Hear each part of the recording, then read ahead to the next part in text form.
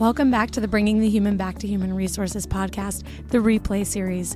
I'm your host, Tracy Chernoff, and I'm thrilled to have you join us once again as we journey through the episodes that have topped charts around the world. In this podcast series, we're revisiting some of our most insightful, thought-provoking, and transformative conversations with industry experts, thought leaders, and practitioners. These episodes have made waves, sparking meaningful conversation and inspiring positive change throughout human resources. Whether you're a dedicated listener who's been with us from the start or you're just tuning in for the first time, the Replay series offers a chance to dive deep into the core principles that guide our exploration into HR practices. So get ready to rediscover the discussions that continue to shape the future of HR. Without further ado, let's step back in time and immerse ourselves into the podcast's top charted episodes. Don't forget to rate, Let the review, replay subscribe begin. wherever you're listening to this. And if you have someone that, maybe really needs to hear this episode, share it with them when you're done listening if you think it's going to help them out. Because this week we are talking about quiet quitting. And if you follow me on Instagram at @HRTracy, then you know that I have quite the opinion on this. And I wanted to kind of go through that, but also kind of just share that, like, what it is and a different perspective potentially. So, which you guys know I'm always good for challenging the status quo. Anyway, so what is quiet quitting? We're hearing this a lot. It's coming up a ton in like content and the press and media. It's everywhere. Quiet quitting is basically this concept that people are, instead of like just leaving their jobs because they're disengaged or not enjoying what they're doing, that they're basically just not going above and beyond, and they're doing like the bare minimum, and that's that. So here's my perspective on quiet quitting. I think there is nothing wrong with doing exactly what you're hired to do and never going above and beyond. There's nothing wrong with doing exactly what you're hired to do. And maybe that's 9 to 5, maybe that's 70 hours a week. It depends, right? But that is my perspective, that there's no such thing as quiet quitting. This is just a matter of people setting boundaries for themselves and their lives and saying, I want not only balance, but I want there to be a line between when I'm working and how often I'm working and when I'm enjoying my personal life. And this is, we could have predicted this, right? And actually, we did predict this, that during COVID, everyone had this reckoning, this awakening to the idea that there's more to life than work. And especially in the United States, this is like a foreign concept because we have this perspective that the harder you work and the more you work and the more you hustle, that you'll get more out of it as a result. And sure, there is something to that, right? Like the more you put into something, the more you get out of it. But that doesn't necessarily mean that you have to go above and beyond or that you have to work 1,000,000 hours a week to be successful. So, this concept, and again, I've talked about this on my Instagram also, this concept of quiet quitting is being looked at totally in the wrong way. And I have seen HR people talk about it. I've seen business people, non-HR business people talking about it. I'm seeing a lot of these people basically saying like, those people are disengaged and you need to check in with them and you need to prevent quiet quitting. But is that really true? Like, I don't think so. One, I don't think that the amount that someone works measures how engaged they are, because that's just a way that they can become more burnt out. So actually, I would prefer if someone is more balanced in their approach to work. Two, like, just because someone is setting boundaries for their work and personal lives does not mean that they're disengaged. Like, we have come so far in the way that we think about engagement, the way that we think about work, the way we think about being successful and what that looks like and how to be successful and how we define success. But this, to me, it's just like, again, it's kind of like, you take a circle and you've got a target in the middle. Like, we're just kind of going around the target. We're just not hitting it. And so I think when we hear quiet quitting, my reaction is always like, seriously, like, why are we talking about this? But the other reaction that I have is like, we have to understand that those who have kind of defined quiet quitting or, have started talking about it are potentially not the people that we're talking to about engagement and retaining teams and things like that, right? Because we're still seeing business leaders talking about how they, like, employees have to go back to the office 100% of the time, or flexibility is something that only happened in COVID or during COVID, or things like we need to be in the driver's seat again, employees can't like run the show, like all of those conversations, all of those perspectives are kind of like mirror this perspective that quiet quitting is a bad thing and that quiet quitting equals disengagement. And I am here to say, like, no, that's not true. Quiet quitting is not intrinsically or inherently bad. And it's not a marker for engagement. And there might be folks out there listening to this who vehemently disagree with me. Totally okay. I would love to hear your perspective. But I think we have to like really challenge this idea. Quiet quitting is, first of all, misrepresented and it's mislabeled. And like, the reality is that if someone is quote unquote quiet quitting, they're setting boundaries for themselves, they're still engaged. Why? They could just go and loud quit and like find a different job if they are disengaged. The other thing is that actually this person or these people who are quiet quitting and maybe are disengaged, because I think you could be quiet quitting and engaged, and you could be quiet quitting and disengaged. I see, first of all, I don't even want to call this quiet quitting because I don't agree that it is quiet quitting. Maybe it's just like quiet balance or quiet rebalancing. But I say that because I think that you can, quote unquote, quiet quit and be engaged, or you can, quote unquote, quiet quit and be disengaged. So if someone is disengaged and they are quietly rebalancing, then actually this is an opportunity to continue to retain them because they could have just left. So it's not, it's almost like an opportunity to check in, to almost like validate that it is okay to have balance and that people should have balance, and that that's how we maintain some semblance of a work life and a personal life. And so I think if I were noticing a shift in someone's behaviors or performance where like maybe they were working like 80 hours a week, like crazy, always on, to then like having an away message, having balance, not always being on, having those boundaries, I actually would probably recognize it. And I would probably say like, hey, this is something I've noticed. Hopefully everything's okay, but I just want to say I think it's great that you're creating more balance for yourself. That is probably how I would handle that situation if, for whatever reason, I felt like someone was disengaged. And I guess it could look like someone is disengaged if they go from being like always on to having boundaries. But why should that be a measure of engagement? Like, why shouldn't people have boundaries? And this is where I think, like, who started this? Who started this idea of quiet quitting? Is it the CEO from that one financial banking firm that I've reposted on Instagram who thinks that people who want careers need to return to the office and people who just want jobs will continue to work hybrid? Because that person, yeah, I could see this coming from that person. And also, if you have no idea what I'm talking about, head to my Instagram. I did a reel on this. I can't. That's all I can say. I just can't. You can have a career no matter where you work, no matter how often you work, as long as you're putting in the work that you need to put in and doing the job that you're supposed to do, and maybe going above and beyond sometimes. That's also okay. You can have balance and also go above and beyond. Like, it's not all so black and white.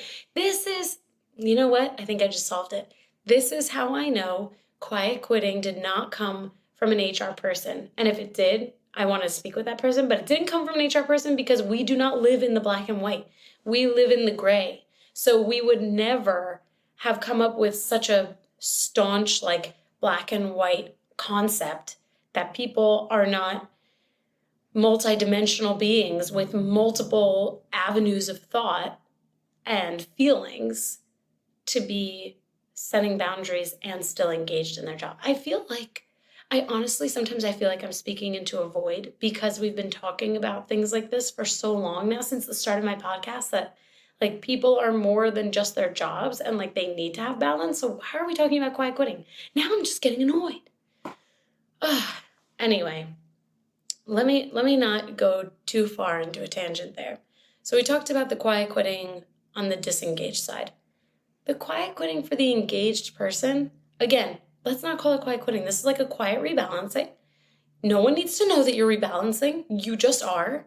And this, like I can tell you personally, I am someone that always, probably up until the last couple of years, like going above and beyond was the norm. There was no bare minimum. There was no just doing my job. There was always coloring outside of the lines, always going above and beyond, because in my mind, that is what would create the most success for me and the fastest amount of success. I do think in some ways it did that for me because I climbed fast and I learned fast and everything was fast.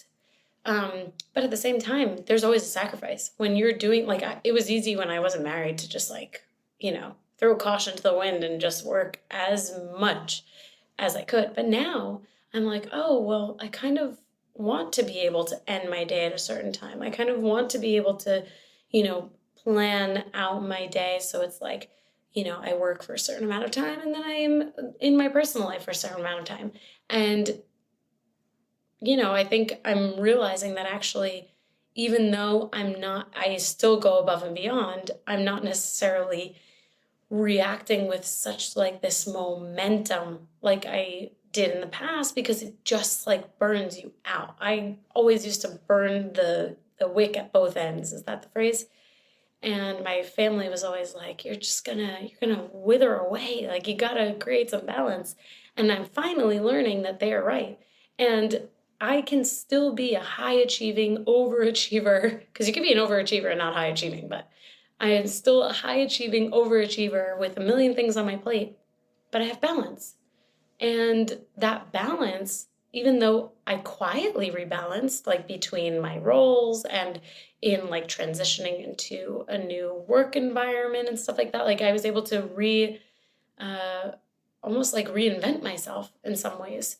And even though the podcast is like basically a second job for me, I still create balance within it. So I am here to tell you that you can quietly rebalance and still be highly engaged, highly successful, and highly effective.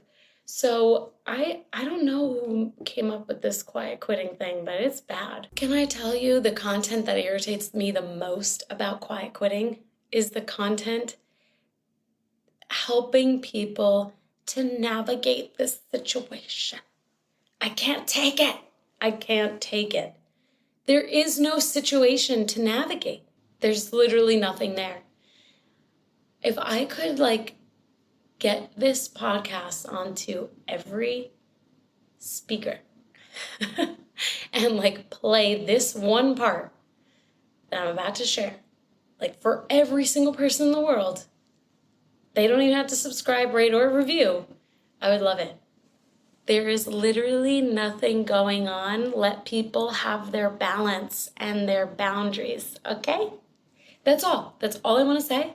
That's it. That's the end of the episode. No, I'm just kidding. The next time someone, says to you, how are we going to handle quiet quitting? This is what I want you to tell them. Let's just say their name is Shirley, okay? Shirley, listen, we're friends. I'm going to be candid with you. There's nothing going on. There's nothing we need to say. What do we need to do? We need to make sure that our, expectations for people are reasonable and fair. We need to make sure that we have good benefits and perks like we've been talking about for the last few years.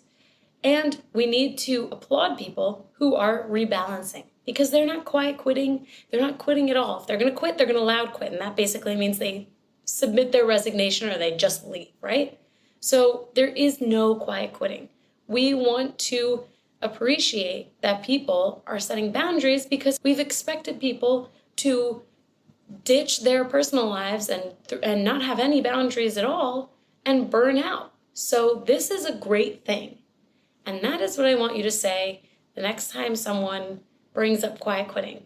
There is nothing to assess. There is nothing to worry about. There is something to worry about if your people are leaving because they don't have work-life balance. See where I'm going here? I know I'm being like a little like sarcastic with some of these things, but it's just because I'm kind of like irritated. How do we keep talking about the same thing and yet we're not learning anything? And we keep talking about the same thing. If you're watching me on video, you're seeing my eyes are like getting really wide, and I'm using all of the hand gestures that I have in my arsenal, with the exception of ones that are profane. But really, it's like so mind-boggling to me that we continue to talk about the same things without solving the problems that we are not including in the conversation. People are quietly rebalancing because businesses have asked them to ditch boundaries for too long. Businesses have asked people to go above and beyond and burn out from both ends for too long. So people are rebalancing. They're like, yeah, my husband, my wife, my spouse, my partner, they're saying I'm not really around. So I'm going to balance that out because you know what? They matter to me. That part of my life, which is much more important than my job, even though everybody has to make money somehow, but still, let's call a spade here. People's personal lives are more important than the work that they do because we get one life to live, and it's all of that stuff that means the most, right? Family's everything, love's everything, all that stuff, right? So they're rebalancing because that matters, and people are going to leave. They're going to loudly quit. I quit. I'm resigning, I'm leaving, I'm going somewhere else, whatever that loud quitting is, they are leaving potentially because they did not rebalance. They did not set boundaries. They weren't afforded the opportunity to set boundaries because their employer didn't get that there was a balance to be had. So again, quiet quitting is not what we should be focusing on. We should be focusing on why people are rebalancing and why we continue to make it difficult for people to set boundaries. Because if we didn't make it difficult for people to set boundaries, we wouldn't even be talking about quiet quitting. The only reason why we're talking about quiet quitting is because someone doesn't like that boundaries are being set. Right? Why else are we talking about this? We should be celebrating that people are rebalancing their lives and that they're setting boundaries. But instead, we are talking about how we need to address that and how we need to check in to make sure that everything's okay. That everything's okay because I'm setting boundaries? Like, that doesn't make sense, right? Imagine you go up to someone, you speak to someone, hey, I've noticed you started setting boundaries. Is everything okay? Hey, I noticed that you're working like 9 to 6 every day. Is everything okay? That's insane. That is totally insane. Make sure that you are not that person. And maybe you are that person. Maybe you did go up to someone because quiet quitting was like the thing that your boss was like, we have to make sure nobody's quiet quitting. That's fine. You didn't do anything wrong. However, if you didn't go back to your boss and say, listen, we are focused on the wrong thing. We have to focus on why people feel they need to set boundaries and why we are expecting people to constantly go above and beyond, because that is that's the crux of the issue, right? That is root causing the problem, not focusing on people setting boundaries. And actually, on this point, when it comes to like going above and beyond, I'm the first one to say that there will be times where you cannot work 9 to 5, 9 to 6, or 8 to 4, or whatever your typical 8 or so hour workday looks like. There will be times where you have to go above and beyond, or you have to pick up the slack, or you have to work extra hours. And that is totally okay. And I think people need to, like everyone, we all need to be okay with that. And I know that there is definitely a feeling of like, I need to get paid more to do that.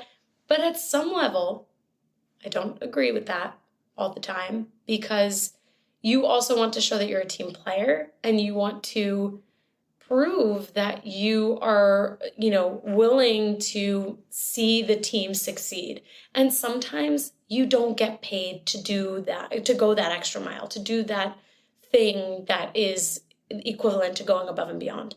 And so I think we all have to be okay with that. Not everything is something that is charged by the hour. And if you want every single thing that you do to be, invoiced, then you should be in consulting, or you should be doing something that's paid by the hour. Because when you're in a salaried position, or, a position that doesn't necessarily have like, a start and end time, it is what it is. And I do think that that's where like your willingness to help and support the team from an overall like general effort perspective, that goes a much longer way than nickel and diming your employer, because then in the end they'll be like, oh yeah, she really helped. She really made sure that the team won that day or won that week or that project or whatever. And that really does go a long way. But aside from that, going above and beyond every day is obviously not healthy. There are boundaries to be set. And maybe it's not even going above and beyond. Maybe it's just like not having work-life balance. And I don't even know if work-life balance as a phrase cuts it anymore. It's like work-life boundaries. Because if you set boundaries, then you're inherently always balanced, right?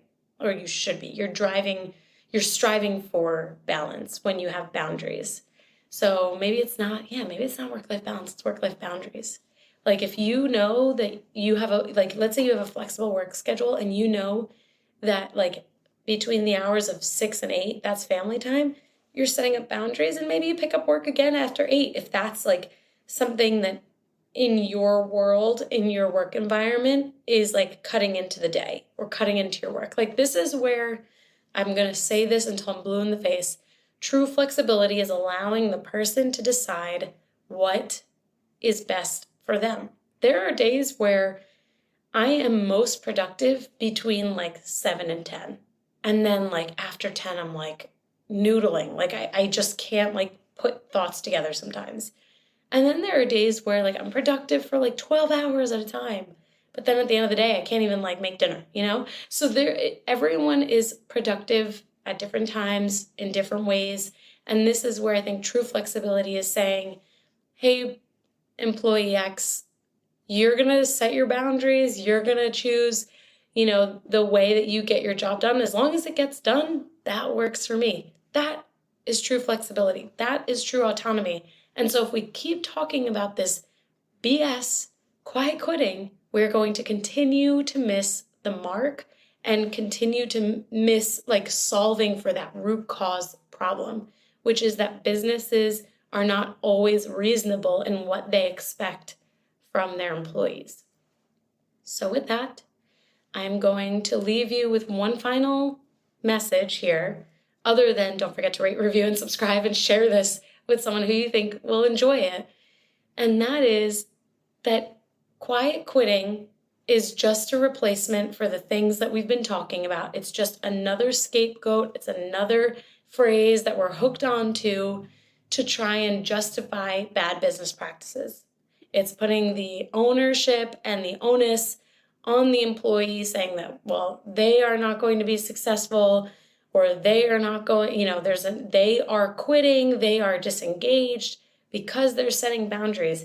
And yet again, we're in the same place where there is a business case, something to solve at the business level, and instead we're putting it on the employee. So we have to really challenge some of these things. Like when we hear it, think critically, like, quiet quitting, I don't know. And immediately I was like, what is this? And why are we even talking about boundaries like they're a bad thing? So, let's all be better business leaders. Let's all be better HR leaders and think critically about these things that crop up, and be part of the true solution. Being part of the solution is not trying to understand why an employee is setting boundaries. Being part of the solution is trying to solve the business challenge that is resulting in someone feeling like they need to set better boundaries. Okay? So with that said, I so appreciate that you are here for this episode. We are coming up on 100 episodes of this podcast. I've got something fun planned. Make sure that you are subscribed to the show. Share this episode with someone who maybe needs to hear it or who you think could find this interesting or could totally disagree. This is a great way for us all to expand our knowledge. And if you've been here or if you've listened to my past episodes, you know that I do not think it's a good thing to have everyone around you agreeing with you. It's extremely important that we all challenge the status quo and we all think differently and have people around us who bring diversity of thought. Make sure you're also following me on Instagram at hrtracy, that's Tracy with an I, and I will see you next Tuesday for another episode. Hey, just before you go, don't forget to subscribe to this show so that you are the first to hear when an episode drops each week. And maybe leave a 5-star review and a comment about how much you loved this episode. Plus, if you have someone in mind who would really enjoy this episode, make sure you share it with them. Thank you so much for tuning in, and I will see you next week.